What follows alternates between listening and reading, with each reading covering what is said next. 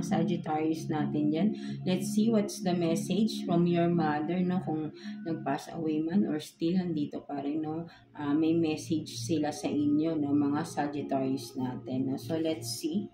Kuha tayo ng 3 cards for you, Sagittarius, no? Message from your mother, no? Regarding your current situation, no? So, let's see. What's the message for you? Kuha tayo ng 3 cards here for you. Sag. Tingnan natin.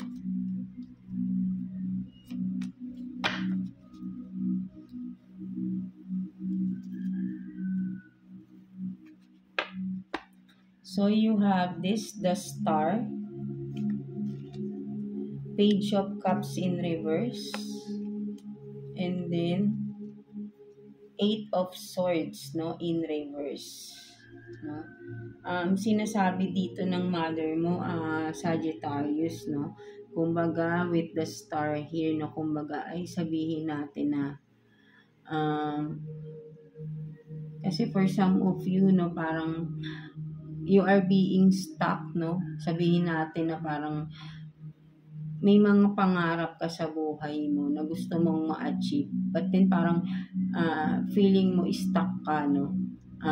But then, naka-reverse na si 8 of Swords, no?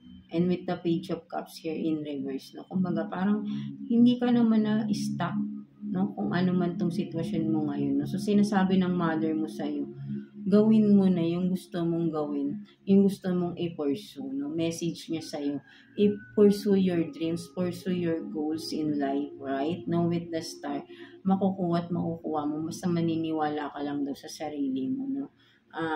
Hindi ka naka-stuck sa sitwasyon, no? Nasa isip mo lang siya, no? Kasi kung makikita mo rito, no, naka-reverse na rin naman to, no? Parang you are just overthinking, no?